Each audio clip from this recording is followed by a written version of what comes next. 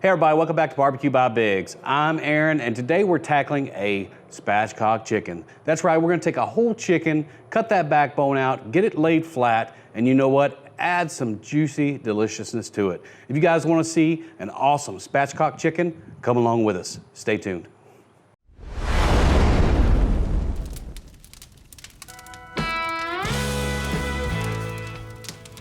All right, so we picked up a 5.3 pound whole chicken at our local grocery store, and we're just gonna spatchcock it. To spatchcock it, it's really easy to do. You can use a knife, you can use a pair of shears. When I use a pair of shears or a knife, I always look for that spine bone on both ends and then just draw me a line right down that spine bone just so I know where I'm gonna be cutting. So whether it's with shears or with a knife, I always cut through that skin so I know where I'm going. I'm gonna use a pair of shears, so all you have to do with the shears, come along, come in here, and just snip it. You'll find a couple of bones that might be a little bit more hard to do, but usually these shears will go right through them. All right, once you get that removed, just pull that out just like that, no problem. There you go. You can either toss it or you can use it to make stock, it's up to you. We're gonna toss it. Then you have this area right in here, I don't know if you can see it there, where the breast comes together. You just want to slit on that side and a little slit on that side. And then you're just going to take this thing, lay it flat, and listen for it. There you go. Breaks right there, and it lays real flat. Make sure you get both sides to break, and it's ready to go. So we're gonna get some paper towel, we're gonna get this dried off and get it ready to put rub on. All right, once you got it spatchcocked out, all we're gonna do is take these paper towels, make sure we have a very, very dry skin. One secret to real crispy bite-through chicken skin is to ensure that you have a dry skin to begin with. So we're gonna take and do both sides, make sure we get it all off the cutting board here. We don't wanna mess after we get the rub on. We'll do both sides and then we'll come back and do that top one more time. So we'll get that done. Bring you guys back for the rub. All right, so we got it dried up and ready to put the rub on. On the back side, we're not gonna add any oil to the back side. The front side, we will add a little bit of oil. We're going on with the Grillaholics SPG Twisted. What that is salt, pepper, garlic, and a touch of butter. So this Grillaholic stuff is pretty awesome. There is a link in the description. You guys can save 20% if you're interested. And then on the front side, we're gonna use, of course, Uncle Steve's Shake, South Texas Red. There'll also be links down in the description if any of you guys wanna pick up any of those rubs. So we're just gonna take this and we're gonna apply it fairly liberal to the back because we want that flavor to shine through. All right, we're just gonna flip this over. Then of course on the front side, we're gonna hit it with a paper towel one more time. With that one more time. And then that second tip that we're gonna give you on these chicken skins, making them bite through and crispy, is add back a little bit of oil. That oil's gonna brown it off. It's also gonna help that skin get crispy and nice and bite through. We'll get that all oiled up. All right, so we used olive oil on the front of this chicken. You can use any kind of oil that you would like. You can use olive oil, you can use canola oil.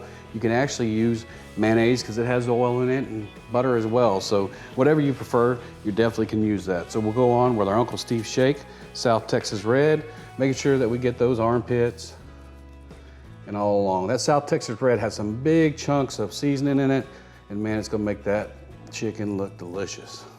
All right, so that third tip to that bite through crispy skin is getting it back into the refrigerator. So we got it all rubbed up. We're gonna go back into the refrigerator, let it dry out, uncovered for just a little while, let it hang out in the refrigerator, and then we'll get it on the smoker. We'll see you guys out at the smoker.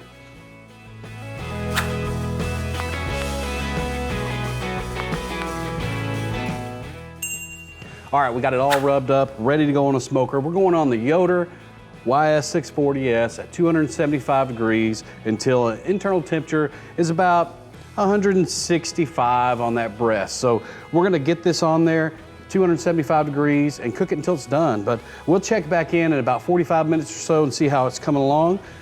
Let's get into the pit.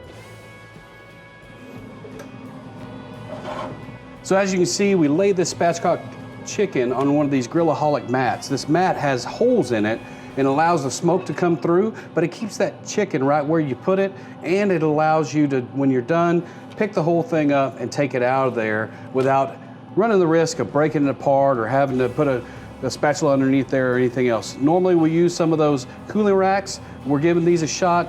If you guys want to give them a shot, there is a link in the description, and you know what? You get 20% off. They've been awesome with that, 20% off if you want to try some of those. As you can see right through it, pick it right up, pull it right out. So we're gonna put this over here by the smokestack, 275 degrees. We'll bring you guys back to check on it here in about 45 minutes or so. See you then.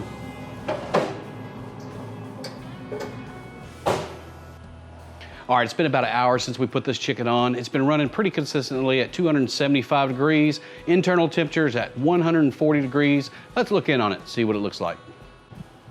All right, like we said, we run it at 275 degrees. Let's take a look at it.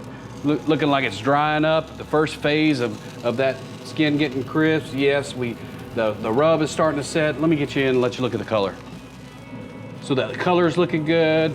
Like we said before, the seasoning set on that skin. Internal is about 140 degrees or so. We got probably about another 30 minutes and this thing will be done. So we'll check on it then. So we'll continue to run this at 275 degrees until it is done.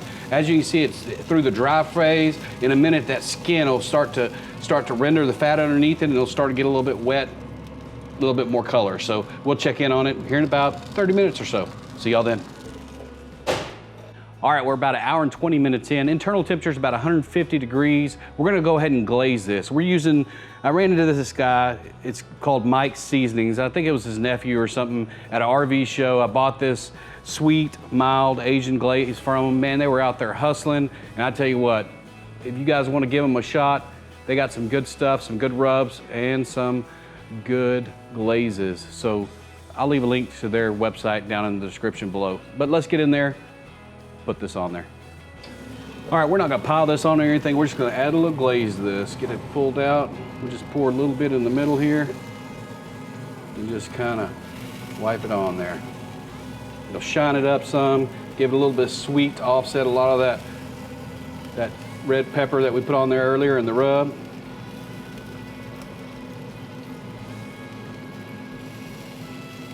Looking wonderful here. Want to be careful not to rub all your rub off by adding this on. So we'll just dab it. Make sure we get good coverage.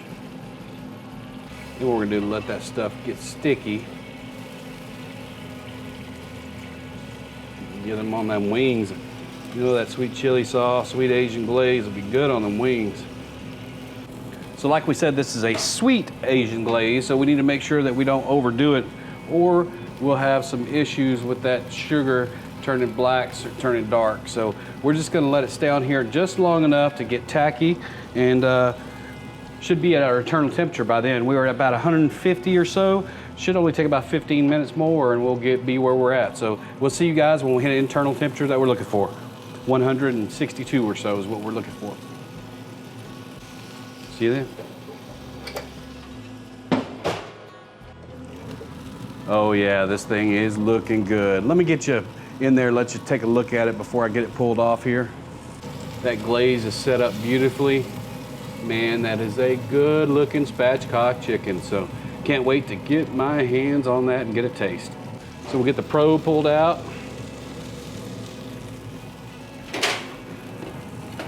Like we said before, we're using this Grillaholics mat.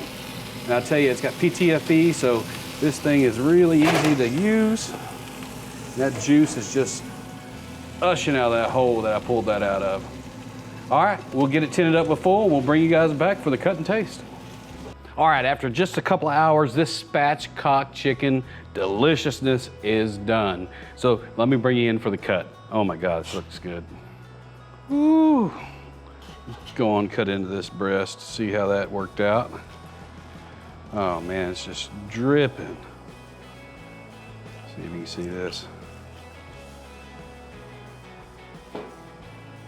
Get it up close so you can take that. Not gonna squeeze it. Look at that, man. See if we can get that juice flowing out of that. That looks so good. Skin, nice and pliable. Bite through. Oh yeah. Let's get a taste of this. All right, so we got this thing. We got us a good piece cut off, real juicy. Man, it's so tender. Look, juice is dropping out of that thing. That glaze tastes delicious with that rub. It's like a sweet and spicy on the outside. That skin, bite through skin on it. Like we said at the start, that bite through skin, you know, the 3 things that you need to remember: making sure it's very dry when you start, add some type of oil back to it. It could either be spray oil, and you know what?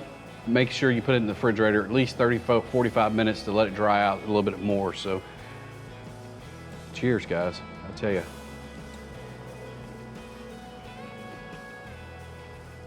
You gotta try it. This is delicious. Whatever you use, it's delicious. Catch you on the next cook.